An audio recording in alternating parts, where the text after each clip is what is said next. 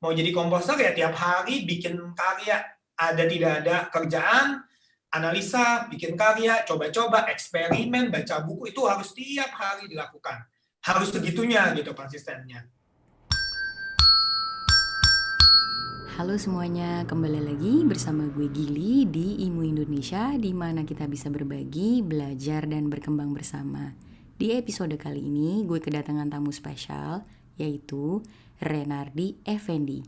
Beliau adalah seorang komposer atau penulis lagu. Di sini, beliau membagikan cerita dan pengalamannya sebagai seorang penulis lagu yang terkadang bisa menghadapi writer's block. Nah, tapi semua itu bisa diakali. Buat teman-teman yang pengen tahu, yuk kita langsung aja. 3, 2, 1. Renardi Effendi. Apa kabar, Pak? Baik Gili. Lama sekali nggak ketemu. Iya nih.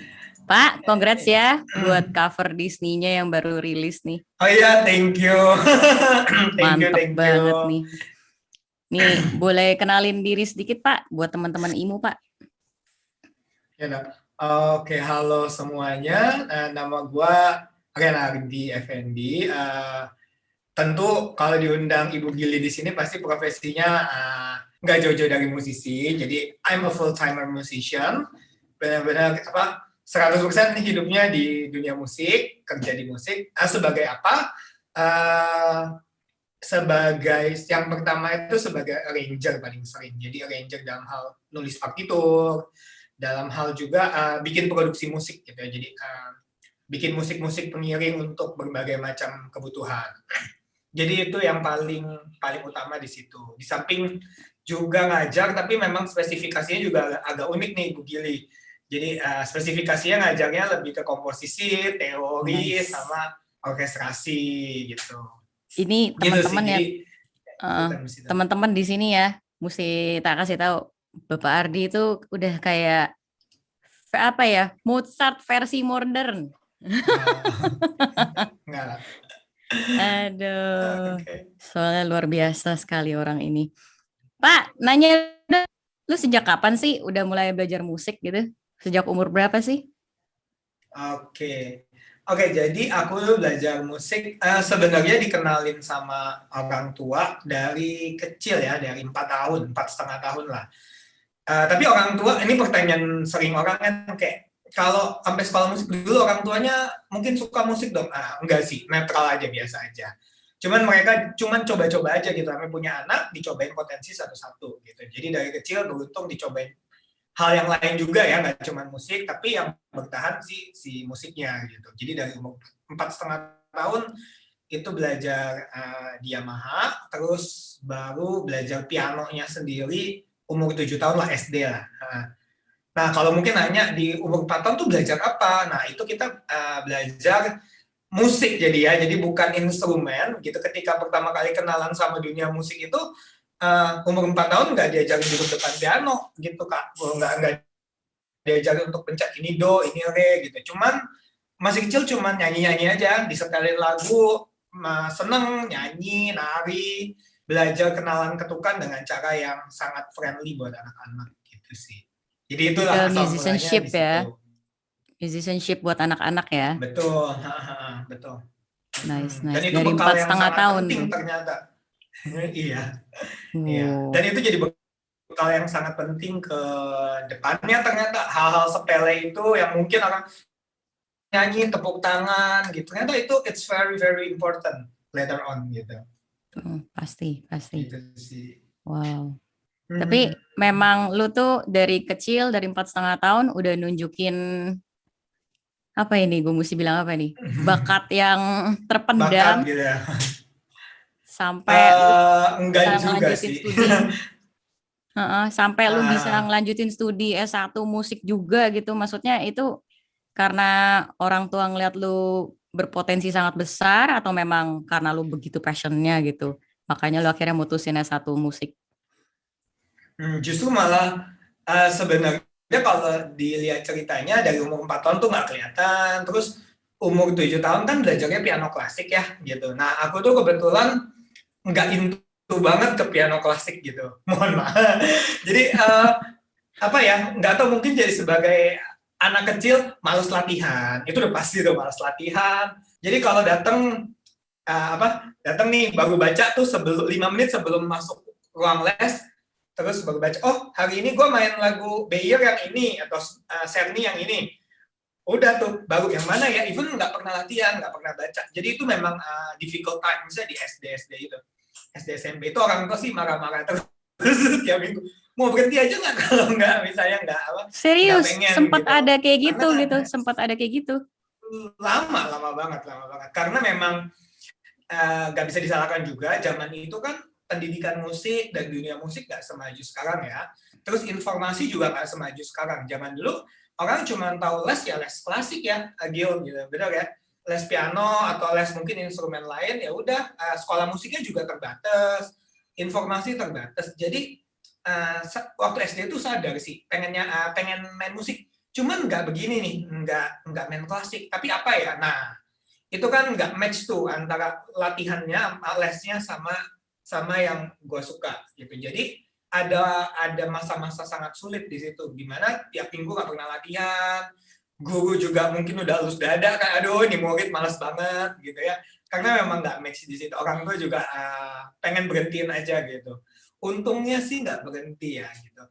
Yang aku suka waktu kecil itu minatnya lebih ke uh, main lagu-lagu sederhana sebenarnya. Jadi kayak Burung Kakak Tua, ya anak SD ya. Cicak-cicak di dinding, atau lagu apa, naik kereta api, apalah lagu anak-anak yang kita dengerin waktu itu kan aku juga masih anak-anak gitu. Nah, senengnya main kayak gitu, tapi kan zaman dulu nggak ada lesnya ya kayak gitu. Les di mana? Belajar sama siapa? Orang tua juga bukan dari dunia musik, nggak tahu, nggak ngerti sama sekali, awam gitu. Jadilah lesi klasik itu lama diterusin dengan ya mati segan hidup tak mau, males-malesan gitu, nggak naik tingkat, nggak ujian-ujian, lama banget kayak gitu. Sampai akhirnya SMA, akhirnya ketemu guru yang benar-benar ketemu guru yang ngajarin piano pop gitu. Les lagi, jadi les piano pop. Di situ mulai menemukan arahnya gitu. Oh ya, ini yang saya mau kayak gini gitu. Ya kalau SMA ya paling menyalurkan diri ya ngeband lah, ngeband di sekolah gitu ya, itu udah standarnya begitu. Tapi bukan ke klasik intinya sih.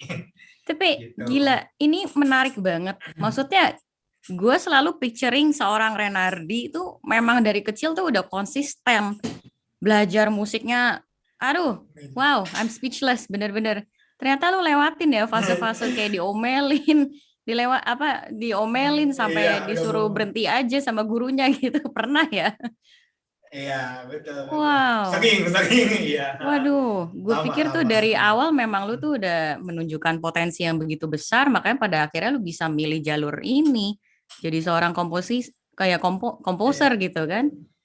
Wow, wow. Ini sebuah Sampai sekarang mungkin perspektif. kalau ditanya bakat atau enggak, mungkin gue belum tentu bilang, oh lu berbakat ya, belum tentu kayaknya. Gue nggak yakin gue berbakat gitu. Maksudnya ya biasa aja gitu. Kan orang kan merasa musik itu identik, mungkin nanti kita ngobrol lebih jauh di belakang ya, soal bakat gitu. Tapi sepanjang perjalanan hidup gue menyadari bahwa bakat itu nggak segitu signifikannya Nah, gitu sih. ya benar-benar. Ini buat teman-teman, buat para orang tua mungkin yang dengerin, bakat itu nggak terlalu penting ya. Yang penting itu adalah malah hard work-nya itu ya. Seberapa mau dia majunya itu ya. Betul, Hmm, hmm, hmm, hmm, hmm. betul. Terus waktu lu mutusin mau ngambil S1 musik ini fully supported by your parents atau sempat ditentang? Jangan deh, kan maksudnya lu kan anak laki gitu. Ada nggak yang kayak gitu-gitu? Oke, jadi gue memutuskan untuk kuliah S1 tuh di SMP kelas 2 lah. Ya, SMP kelas 1, kelas 2 ketika udah tahu oke, aku pasti mau jadi musisi. This kind of gitu ya, seperti ini gitu ya, kurang lebih. Udah punya gambaran, maunya musisi kan luas ya, mau kayak apa gitu. Waktu bilang kayak gitu sih orang tua sempat ragu, karena memang waktu itu masih fase-fase sulit, Gil.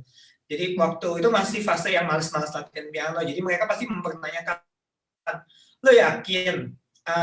Tapi pertanyaan mereka bukan soal uang, tapi mereka lebih, Lu yakin mau sekolah musik, latihannya berat loh gitu, apalagi ketemu sama guru-guru musik senior waktu itu secara sengaja tidak sengaja mereka bilang kalau mau terjun di ya actually sih semua dunia ya gitu. Lu harus serius, harus berjam-jam latihan. Sedangkan waktu itu gue lagi males-malesan banget latihan gitu. Jadi concern mereka pertama bukan soal duit, tapi soal kamu kalau mau terjun ke sesuatu harus serius loh, harus belajar loh di situ gitu. Yang kedua ya duit juga sempat lah. Mereka tentu punya ketakutan bahwa lu nanti makan apa tetap ada. Tapi mereka by the end sih mensupport. Jadi sampai SMA pada akhirnya dikasih. Mungkin alasan mereka lebih karena mereka takut disalahin sih gitu. Jadi ketimbang yang lain mereka takut kalau nanti someday kalau harus ngikutin orang tua pengennya apa, mereka takut disalahin gitu. Jadi mereka lebih kayak udah terserah deh gitu, boleh aja. Tapi mereka sih mostly mendukung. Sampai sekarang juga mendukung gitu. Nice. Si keluarga ini. Jadi mungkin buat teman-teman di sini, buat pendengarnya Imu, kalau pasti aku percaya nggak cuman kita doang yang merasakan ada namanya perbedaan pendapat sama orang tua ya gitu. Buat sedikit point of view bahwa kalau misalnya ada orang tua yang menentang, ini sebenarnya point of view-nya untuk baik anaknya maupun orang tuanya gitu ya. Ada baiknya untuk dibicarakan alasannya gitu ya. Tentu kalau alasan tentu sebagai anak kita harus mendengarkan orang tua punya alasan. Logis gak alasannya gitu ya. Misalnya alasan yang paling terkenal tadi sih sebenarnya akan sama sih. Satu, serius atau enggak. Dua sih soal cari uang gitu ya. Biasa paling sering itu. Ya jadi kalau serius atau enggak menurut aku kita sebagai yang mau sekolah musik, yang mau kuliah musik mungkin atau berkarir di dunia musik juga perlu nunjukin ke orang tua saat ini gitu. Kita jangan cuma protes tapi kita juga tunjukin ini loh saya serius bikin karya, latihan, lihat YouTube, wah tiap hari dilihat YouTube-nya tentang musik gitu. Jadi kita juga membuktikan supaya orang tua kita juga yakin gitu. Kalau untuk cari uang mungkin sekarang kan agak susah, tapi kan sekarang era informasi udah gampang ya. Jadi mungkin teman-teman bisa googling, oh ini loh mas, saya mau jadi seperti ini kira-kira. Misalnya mau jadi penyanyi seperti siapa? Mau seperti yang kayak Raisa atau mau seperti siapa Tulus atau modelnya seperti apa? Kan penyanyi pun juga luas ya, pencipta lagu luas, jadi pengajar pun luas. Bisa kasih contoh, mas saya mau jadi pengajar seperti bapak ini atau ibu ini loh. Setiap orang kan pengajar ada apa sih namanya marketnya sendiri gitu. Jadi dijelasin. Nah kalau kita memang sudah berkecimpung kerja ya kita harus buktikan tentu. Because action is speak louder than words ya. Daripada kita cuma ngomong, kita harus buktiin. Ini loh mas, saya memang bisa menghasilkan, saya memang serius di situ. Gitu sih. Nice. Wah, tuh boleh didengerin jangan dari Bapak Ardi ini ya. Nice. Yang gue pengen tanya nih, yang bikin lu akhirnya bisa jadi passion banget sama musik tuh apa? Berdasarkan tadi cerita lu, males-malesan latihan gitu kan? Kayaknya nggak niat gitu. Tapi kok akhirnya bisa milih ini, jalur ini gitu? Kalau alasan pure-nya sih sebenarnya waktu SD gitu kan suka ada pelajaran seni musik ya di sekolah. Terus setiap kali gurunya masuk kelas terus dia bawa gitar, dia nyanyi, yuk kita nyanyi lagu ayo kawan, ayo teman-teman, cuma lagu-lagu simpel. Gue seneng pakai banget gitu ketika nyanyi gitu. Tapi alasan berikutnya yang bikin gue gue mau jadi musisi seperti ini dan gue passion banget di situ adalah satu hari gitu ada momen di mana kelas 5-6 SD itu lagi musimnya kompetisi piano gitu. Mungkin Gili juga dulu pernah ikutan kompetisi lomba-lomba piano gitu. Ya, jadi ada momen di mana zaman lomba-lomba musik tiap tahun gitu. Wah, harus siapin lagu lomba, main gitu. Adu keren mungkin ya, adu jago gitu. Dan jujur itu mungkin buat orang sangat senang di situ, aku malah kebalikan, aku nggak suka gitu dengan tekanannya, dengan tekanannya untuk menjadi yang terbaik, dengan tekanannya kita disorot lampu untuk dilihat orang gitu. Nah satu hari ini sedikit cerita ya, gitu. Ini cerita yang melatar belakangi kemudian mau jadi musisi kayak apa sih gitu ya. Jadi ketika ada acara keluarga gitu, kita punya ada acara keluarga. Dulu tuh aku takut banget loh kalau di acara keluarga ada piano nganggur atau ada keyboard nganggur.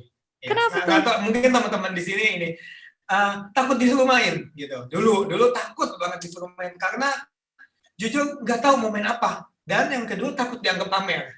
Cerita ya gitu. Takut banget dianggap pamer, takut nggak tahu main apa, takut mainnya jelek. Pokoknya takutnya banyak. Jadi setiap kali datang ke rumah saudara ada piano itu sepanjang acara tuh bisa nggak bisa stres, takut dipanggil gitu, takut ada saudara yang manggil.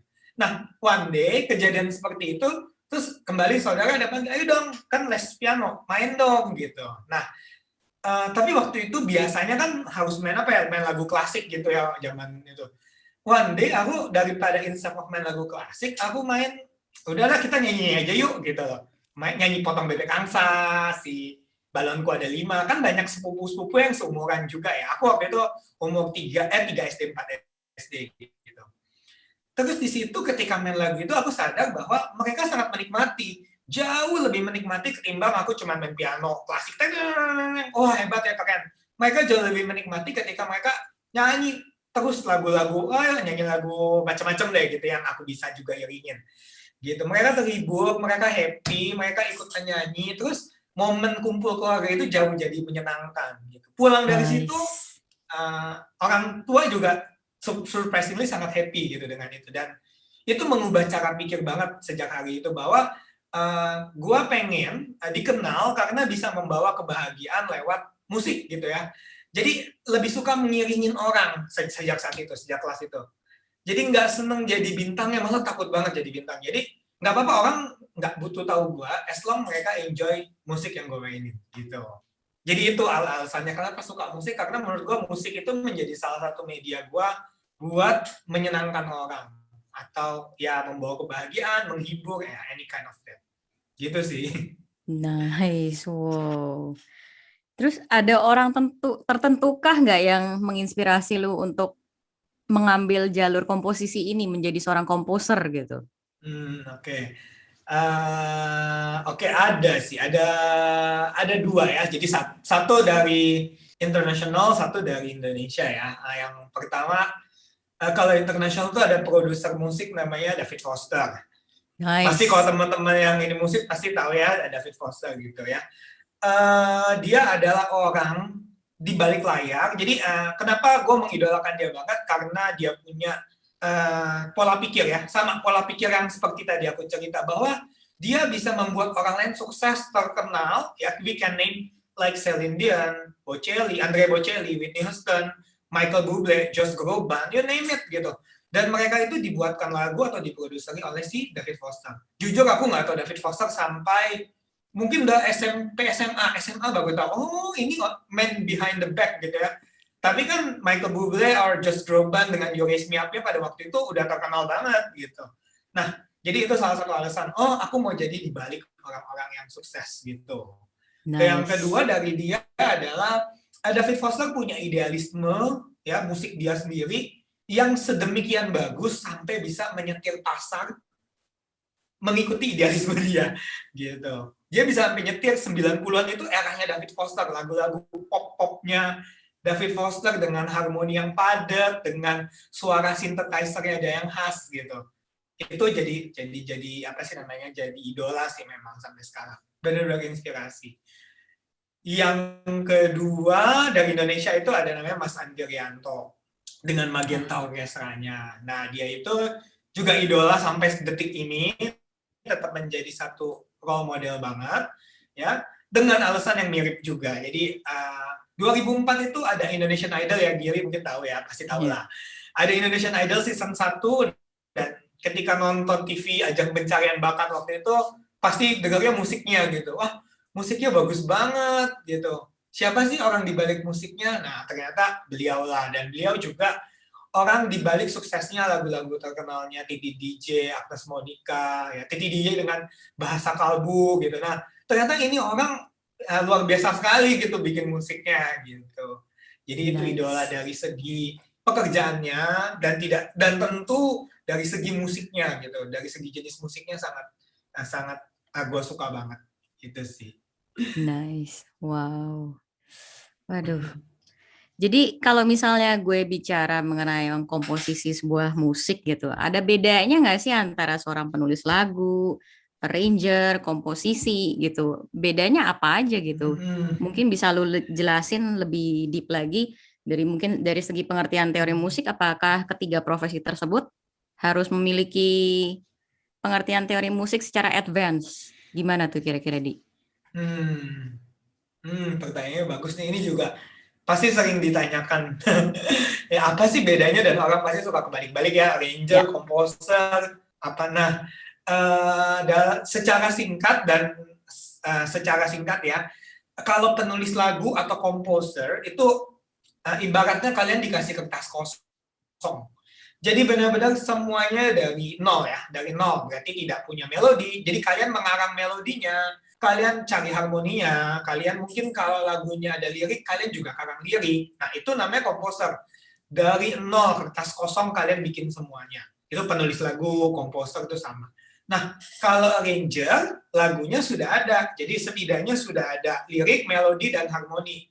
Ya gitu, jadi udah ada. Nah, arranger ini baru menentukan, misalnya bagannya seperti apa, mau bikin intro seperti apa, ending seperti apa, mau bikin instrumentasinya seperti apa, mau band kah, mau akustikan, mau orkes misalnya. Nah, nanti mungkin arranger ini juga tercakup dalam urusan nulis partitur gitu. Nah, kata arranger ini agak sedikit luas, bisa dipakai untuk menjadi yang tadi nulis partitur, ya buat orkestra itu arranger, bisa juga untuk membuat produksi musik sekarang. Jadi bikin musik secara komputer, nah lalu masukin instrumen satu-satu, itu juga kadang orang sebut itu arranger. Tapi ya benang merahnya adalah arranger lagunya sudah ada, kita menghias lagunya supaya lebih enak gitu, lebih bagus. Gitu sih. Itu perbedaannya ya gitu. Semoga lumayan menjelaskan ininya ya. Nah, Kalau lu sendiri terus yang dikategorikannya kedua lebih tadi kemana nih? soal gue lebih banyak sebenarnya dua-duanya, cuman lebih banyak pekerjaannya arranger. Jadi memang Ah, lagunya sudah jadi, uh, terus bikin bikin ininya. Tapi kalau ada juga sih, cuman mungkin perbandingannya 70-30. Jadi 30% yang komposer gitu. Jadi komposer itu macam-macam, kadang buat lagu untuk anak-anak gitu. Kemarin juga kebetulan ada bikin lagu untuk apa sih kebutuhan anak-anak gitu. Nah, itu bikin dari nol juga ada gitu. Tapi lebih jarang, banyakan sih arranger gitu. nice. Jadi Terus dari tadi soal, perbedaan dua profesi itu, mereka itu harus punya pengertian teori musik secara advance. nah, ini pertanyaannya juga bagus nih. Soal teori. Uh, apa ya? Jawab dulu ya. Dijawab dulu baru dijelasin ya. Baik. Kalau boleh dijawab singkat, I will say a beginner to intermediate. Jadi teori yang beginner, mula-mula sampai tengah-tengah, gitu minimal gitu ya. Kalau mau jadi komposer atau arranger, sampai intermediate deh. Di kenapa nggak bilang sampai advance gitu? Karena jujur aku suka ketik-ketik apa sih di Instagram, Instastory, cerita-cerita soal musik teori. Banyak orang yang merasa wah musik teori itu susah, berat gitu ya. Jadi mungkin di sini bersama Gili aku mau sharing dan semoga memberikan point of view tentang pentingnya teori gitu ya. Well tentu nggak memaksa, cuman cerita aja kenapa teori itu actually penting. Dari lubuk hati paling dalam, kalau teman-teman mendalami teori sampai advance, aku percaya fungsinya akan jauh lebih banyak dan akan percaya dia akan memudahkan teman-teman banget untuk bikin komposisi atau arrangement gitu ya. Nah, oke, ceritanya kurang lebih gini. Konon, konon nggak tahu ini mungkin kepercayaan banyak orang juga ya. Uh, yang menjadi kunci ketika kita kompos lagu itu adalah inspirasi. Ayo, di sini siapa yang kayak gitu? Jadi, wah kalau Hmm. jadi komposer tuh mesti punya banyak inspirasi, banyak banyak aha gitu ya, banyak banyak ide-ide di kepala kayak gitu ya. Hmm. Nah, dulu gue juga berpikir begitu sih, wah harus punya banyak inspirasi, harus kreatif gitu ya. Nah, tapi di sini juga pasti ngalamin apa yang gue alamin juga pasti nih. Kita seringkali stuck ketika nggak dapat inspirasi gitu. Mungkin teman-teman yang dengar juga, iya betul nih, gue sering banget nih mau nulis, aduh bingung, stuck gitu, sama inspirasinya nggak datang, si inspirasinya nggak datang gitu ya. Kayak writer's block Dan ya berarti ya. iya, writer's block, betul. Nah, waktu kuliah juga tuh sering banget tuh nggak kumpul tugas karena alasan nggak punya inspirasi gitu.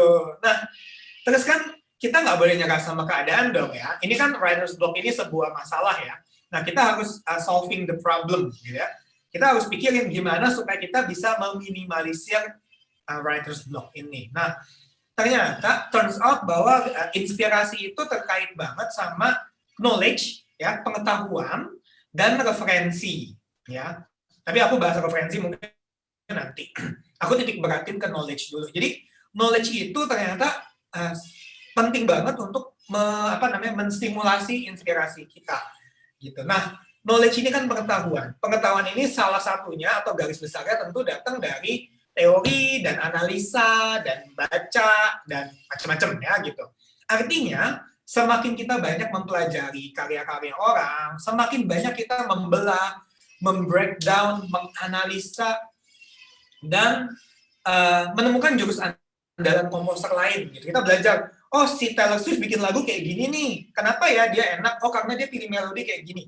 Semakin kita breakdown detail-detailnya dengan pengetahuan kita, dengan teori kita, maka kita juga nanti bisa mengambil cara tersebut, mengambil cara dia pakai ide tersebut dengan cara kita sendiri gitu. Jadi kita kumpulin breakdown-nya gitu. Gue punya buku saat ini di office gue, satu buku masih tulis tangan karena udah lama banget sampai sekarang masih tulis tangan, binder gitu. Jadi di buku itu isinya tentang jurus-jurus ini. Jadi memang Jurus-jurus. dikumpulin di apa sih namanya? Di-compile. Di-compile berdasarkan mood. Jadi mood seperti apa? Misalnya contoh moodnya sedih gitu. Mood sedih itu kalau basic kan tangga nada minor gitu, tulis aja minor. Tapi kan the truth is banyak banget caranya. Harus pakai instrumen apa, tempo berapa, gitu dah. Itu diteliti dari banyak lagu-lagu sedih yang lain. Jadi analisa lagu sedihnya orang gitu. Ini kenapa dia bisa sedih ya? Oh dia ngambil ini, oh dia ngambil ini. Nah itu ditulis secara secara fakta ya, bukan dengan perasaan. Dia pakai scale apa, dia pilih nada apa, pergerakan harmoninya apa ditulis. Itu sedih. Nanti kalau senang yang ringan, senang yang euforia, Perancis gitu. Kadang gue pengen musik gue rasa-rasa Perancis kayak di Paris. Nah itu ditulis gitu. Cari musik yang seperti Perancis itu Debussy, Ravel, dianalisa gitu. Oh, Debussy pakai major 9 atau dominan ini. Ravel pakai scale ini. Nah itu ditulis semua dengan contoh-contohnya. Supaya someday kalau gue dapet kebutuhan itu harus bikin nih seperti ini. Nah gue sebenarnya tinggal buka terus gue mau pakai jurus ini atau digabung sama jurus ini atau digabung sama ini dipakai ini. Nah, mengurangi stucknya. Kalau kita cuma duduk diam kan kita nggak, gue harus ngapain ya? Dengan buka buku itu akan menstimulasi. Coba pakai A, coba pakai B. Itu kan formula-formula komposer terdahulu yang sudah dibuktikan gitu. So balik lagi tadi knowledge atau teori itu bakal very helpful dan percayalah teori itu tidak sesusah yang kalian pikirkan gitu. Teori itu menyenangkan dan pastinya kalau kalian udah tahu gunanya, kalian pasti kayak akan, oh ternyata ini menyenangkan sekali karena teori itu ternyata sangat aplikatif terhadap pembuatan musik ataupun aransemen musik. Gitu sih. Berarti yang bisa gue simpulin dari sini, kalau lu mendalami teori and knowledge itu, bisa meminimalis ini ya, writer's block-nya ya? Betul. Berarti lu untuk di titik sekarang ini, lu udah jarang banget dong dapat blok seperti itu. Oke, jadi kalau misalnya ya boleh dikatakan jarang sih gitu. Nice. Boleh dikatakan jarang karena biasanya every time pekerjanya datang udah siap dan udah memang terlatih ya, terlatih juga hal yang lain. Tiap hari latihan bikin lama-lama terbiasa banget gitu untuk langsung jalan. Karena jujur aja professionally speaking, kalau konteksnya kita bekerja musik sebagai profesional ya, bukan sebagai hobi gitu. Mungkin dulu sempat ada teman yang cerita, kayaknya gue nggak butuh yang teori segitu tinggi deh, karena gue mau senang-senang ya nggak masalah juga. Tapi gue ngomong kalau memang kita mau make money dan itu kan harus konsisten ya Gil ya, harus ketika klien datang terus, ketika pesanan datang kita kan nggak bisa say sorry gue belum bisa selesaiin karena inspirasi gue belum datang, kan kita nggak bisa setidak profesional itu ke klien. Jadi when the song is came, when the materi is came, kita harus udah siap untuk kerjain dengan tenggat waktu yang sudah ditentukan gitu. That's why it's very helpful gitu. Wow, ini benar-benar Gitu sih. insightful banget ya. Gue pikir tuh kalau, soalnya kan gue juga nggak pernah nulis lagu, jadi kebayang yang kayak lu bilang, mesti inspirasi Betul. dulu, mesti dirasain dulu, baru nanti nulis gitu. Ya, mesti Wow, semedi, mesti meditasi dulu, cari ilham, gitu. Dulu gue juga wow, mikir gitu. Nah, nice, nice, nice. Berarti ini inspirasi lu semua ini memang didapat berdasarkan analisa yang udah lu lakuin dari karya-karya ya, orang-orang yang sudah pernah ada ya. Wow, betul, betul. wow, Ya, nice, dan satu lagi nice. referensi ya tadi, ada referensi juga.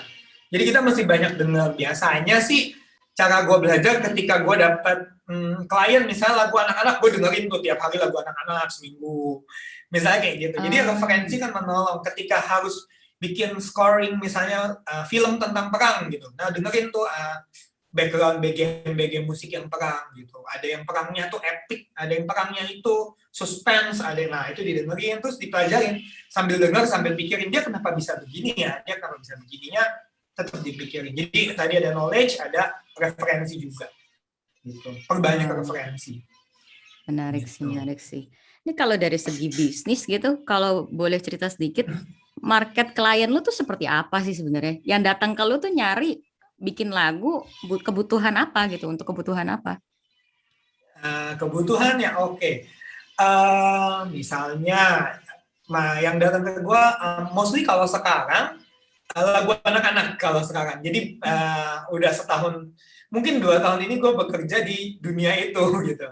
Di dunia membuat lagu untuk anak-anak, konten video YouTube anak-anak gitu. Jadi sekarang lagi sibuk cover lagu anak-anak. Jadi anak-anak ada beberapa klien tuh anak-anak datang untuk buat cover lagu gitu. Mereka mau lagu ini terus mereka nyanyikan. Jadi gue handle dari pembuatan aransemennya, musik backgroundnya, terus gue juga dampingin recordingnya, anaknya recording, mixing, mastering sampai nanti rilis. Itu salah satu contoh. Contoh lain yang datang kebutuhan apa ya namanya theme song. Jadi lagu tema Mars lagu tema gitu ya buat perusahaan gitu biasanya. Itu juga bisa kayak gitu. Kayak jingle-jingle gitu ya? Jingle, betul, jingle juga. Terus musik untuk media yang lain. Jadi ini juga mungkin teman-teman ini cerita mungkin agak jarang. Misalnya nih ya, musik buat fashion show. Kita kemarin tahun lalu tuh ada bikin musik buat fashion show. Seru gitu. Gue juga pribadi seneng gitu karena yang pertama si desainernya ini memberikan kebebasan di aku mau bikin fashion show kayak gini, musiknya pokoknya kira-kira kayak gini. Lu bikin deh, terserah lu. Jadi gue bikin musik 20 menit gitu karena fashion show-nya juga lama. Terus dibikin musik yang sesuai dengan apa sih nama tema yang diusung si desainer. Gitu. Itu kan lumayan unik gitu ya, lumayan jarang ketemu kliennya desainer fashion show gitu. Dan itu enjoy banget. Contoh lagi yang unik nih, yang unik ya. Mungkin nggak tahu teman-teman di sini ada yang akrab sama escape room nggak? Happeningnya udah beberapa tahun yang lalu sih. Jadi main escape room gitu Gil. Jadi apa ada ruangan kita main gitu entertainmentnya main masuk ke ruangan terus dikunciin kita harus cari clue di dalam ruangan tersebut. Itu lu bikin juga musiknya? Iya, jadi dapat klien yang bikin musik untuk escape room seperti itu. Gue mau di ruangan pertama ini suasananya seperti ini, nah bikin. Nanti dia setel lagunya. Gitu. Jadi kan luas ya pasarnya sih banyak macam-macam gitu. Ada juga pasar-pasar yang gue belum ambil atau nggak ambil juga gitu. Tapi intinya sih sangat luas macam-macam. Kayaknya macam-macam. Menarik banget ya kerjaan lu ya. Wow, bener-bener perspektif yang berbeda dari keseharian gue gitu kan. Kalau gue kan tiap hari ngadepin anak-anak, ngajarin, ya gitu. Wah, wow, menarik banget. Bapak, lu ada wejangan nggak untuk teman-teman IMU di sini kalau mereka juga pengen jadi seperti lu gitu? Kalau pengen bikin jingle atau dapat klientel Hmm, seperti lu gitu. Kiat apa aja sih yang harus hmm, dilakuin gitu biar bisa karya lu ini berharga gitu, bisa dijual gitu di pasaran. hmm. Oke, mungkin apa yang gue pengen ngomong, lucunya lebih tidak relate ke musik ya, jadi lebih ke mindset gitu, lucunya gitu, karena memang setelah lihat ke belakang bahwa mindset ini ternyata yang lebih tidak kalah penting, bahkan lebih penting, tapi seringkali kita suka lupa gitu. Kita fokusnya sama how to make my music good, itu sih nggak salah, itu juga penting, tapi ada yang tidak kalah penting gitu. Yang pertama kalau gue boleh ngomong, yang penting adalah proaktif. Ini salah satu yang kalau gue boleh say something ke teman-teman yang mungkin lagi menapaki karir atau in their 20s. Yang pertama jadi proaktif. Proaktif itu artinya segala sesuatu ada di tangan kita, teman-teman. Jadi kita harus fokus untuk melakukan apa yang bisa kita lakukan ketimbang protes akan hal eksternal yang di luar terjadi gitu. Karena sering banget ketemu orang yang bilang, aduh nih gue nggak bisa karena gue nggak bakat, aduh gue tidak didukung orang tua, atau gue nggak punya uang, atau gue ada banyak alasan. Komplain aja ya. Gue percaya, betul, gue percaya itu sih nggak salah, memang betul ada banyak masalah. Tapi yang mau gue ngomong adalah kita harus lebih fokus pada apa yang bisa kita lakukan. Kita harus jadi problem solver terhadap hidup kita. Aduh nih gue susah konsentrasi, contoh. Gue susah nih memulai konsep. Nah, kita harus analisa jam terbaik kita tuh pagi, siang, sore, malam, dini hari. Nah, kalau udah ketemu ya berarti belajar kita atau kerja kita selalu di jam itu. Jam itu jangan dipakai buat main sosial media, misalnya. Jadi tapi intinya solving the problem. Ya, kalian harus biasa ketika dapat masalah, jangan protes, tapi pikir gimana supaya melewati masalah tersebut. Karena kalau udah lewatin ya, kita naik level gitu ya. Itu pertama. Yang kedua, konsistensi is everything. Karena kalau orang bicara hard work, yes, hard work penting, yang lain penting, tapi yang paling susah buat saya pribadi pun yang paling susah adalah konsisten. Ya, konsisten artinya tiap hari on the daily basis kita bisa terus-terusan melakukan itu. Kalau teman-teman tuh atlet sepak bola, ya tiap hari di lapangan bola latihan, nggak ada bolong, nggak ada excuse gitu, nggak ada hari ini sakit, besok lupa, besok kesiangan bangun. Nah, itu yang mesti ditanemin, konsistensi. Jadi kalau mau jadi komposer ya tiap hari bikin karya, ada tidak ada kerjaan, analisa, bikin karya, coba-coba, eksperimen, baca buku, itu harus tiap hari dilakukan. Harus segitunya gitu konsistennya. Dan yang ketiga, never ending learning. Jangan pernah berhenti belajar, karena kita harus selalu cari referensi, ngobrol sama orang yang mungkin kita look up to, ya jangan hanya membatasi diri dengan belajar di apa ya, di scope yang kita suka aja gitu. Kadang ini sering nih, gue suka komposisi tapi gue nggak suka baca not gitu. Sering nih, bisa nggak gue belajar komposisi tapi gue nggak bisa baca not. Gue percaya mungkin banyak dari kita nggak suka baca not, tapi someday itu pil yang mungkin kurang enak, tapi kita harus makan supaya kita bisa sukses jadi komposer. Misalnya gitu.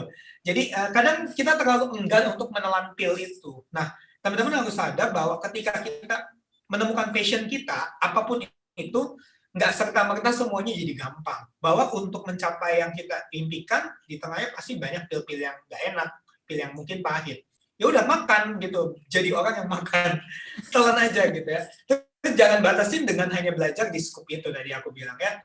Jadi kalau misalnya konteksnya ngomongin komposisi nih Gil ya.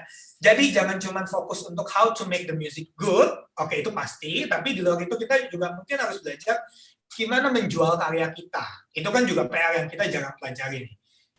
Gimana mendaftarkan karya kita sebagai karya intelektual. Jadi kita mendaftarkan ke Haki gimana? Gimana belajar membranding diri kita. Gimana kita membuat orang berpikir setiap kali tahu komposer, cari orang bikin lagu, dia akan lari ke Ardi. Nah, itu gimana membranding diri kita. Kita kan harus belajar ya, nggak bisa berserah pada keadaan ya. Mungkin belajar juga mengerti bisa mixing, mastering, itu kan nggak lepas dari dunia komposer. Ya mungkin nggak ahli di, aduh susah nih, tapi kan setidaknya kalian mengerti. Gua waktu belum ngerti mixing mastering, sering banget ditipu sama teman-teman yang mixing mastering gitu. Mereka mungkin kerjanya berantakan atau asal-asalan. Iya, tapi setelah ngerti, minimal bisa bisa berdiskusi. Oh ini bisa diginiin kok, coba ini diginiin gitu. Walaupun gue tidak melakukannya secara detail, tapi kan ngerti gitu. Kita nggak dibodoh-bodohin lah gitu. Ya, percayalah itu akan membawa perspektif kalian lebih luas dan juga musik kalian bisa dibawa ke arah yang lebih luas gitu. Jadi jangan cuma batasin, pokoknya gue mau urusan, gue nggak mau tahu yang lain. Nah, itu jangan kayak gitu. Kita harus belajar terus gitu. Even gue sekarang iseng belajar desain. Desain kan gampang Nice. kan pakai Canva. Ada kalanya juga belajar desain pakai Canva gitu. Walaupun itu sebenarnya nggak relate banget sama pekerjaan gue gitu. Ini yang menarik, Gitu. soalnya lu bilang tadi mixing and mastering. Kalau nggak salah kan memang lu ngambilnya komposisi kan pas lagi kuliah kan. Berarti setelah kuliah selesai itu lu ada ngambil studi extension buat di bidang mixing dan mastering? Sempat ya?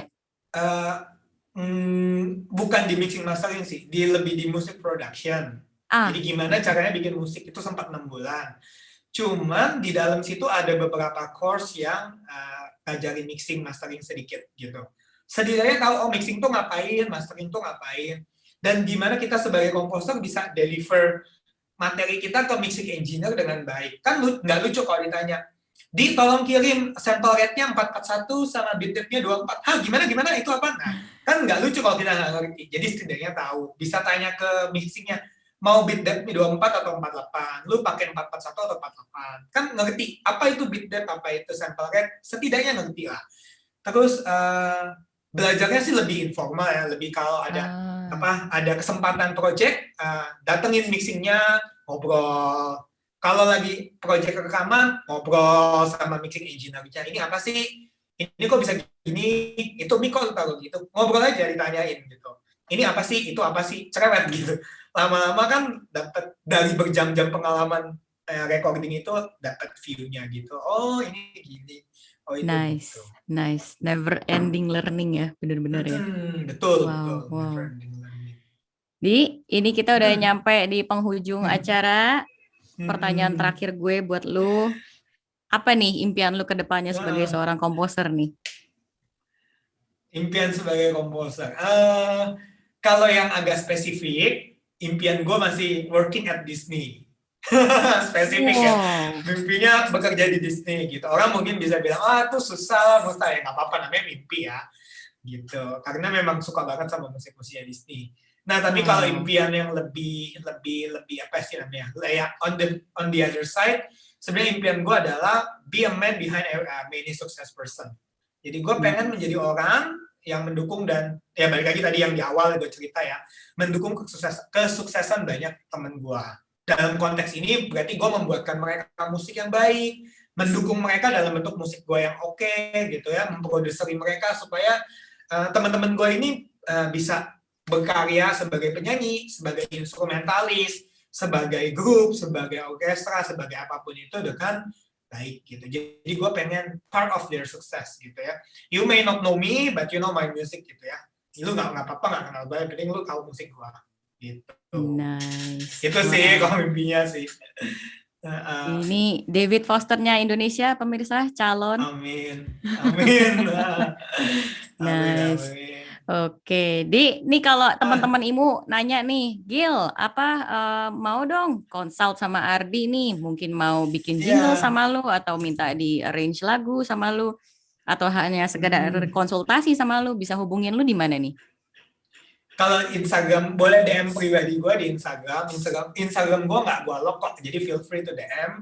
Boleh Renardi Effendi, Renardi Effendi, ya. Nanti bisa balik ketuk. Kalau misalnya urusan untuk buat jingle atau sebagainya, boleh di stairway_music, stairway anak tangga _music. Jadi itu memang tempat buat yang urusan production gitu ya. Jadi kalau boleh tanya di situ, nanti gue dan tim akan pasti dengan senang hati jawab. Tapi kalau untuk urusan ngobrol aja, boleh di Renardi Effendi sih. Gitu. Nice. I will very happy to talk to you, every one of you. Gitu. Nice. Waduh. Thank you banget buat waktunya, udah sharing begitu banyak ilmu. Gue yang tadinya nggak ngerti apa-apa tentang komposisi jadi lebih mengerti lagi sekarang. Wow, Thank you udah diundang thank you juga, banget. Gili. Thank you Thank you. banget. Tetap sukses, tetap sehat. Moga-moga Mm-mm. impiannya bisa tercapai untuk bekerja di Sama-sama Disney. buat lu juga ya, sukses, sehat Amin. selalu. Oke, thank you Di. Sampai Oke, ketemu lagi. thank Terima you. kasih untuk teman-teman IMU Indonesia yang telah menonton podcast kali ini. Jangan lupa tekan tombol like dan subscribe. Apabila merasakan manfaatnya, silahkan di-share. Dan apabila teman-teman ingin mengikuti perkembangan IMU Indonesia, silahkan follow kami di Instagram @imu_Indonesia atau di Facebook page Intelligence and Music. Sampai jumpa kembali di episode berikutnya.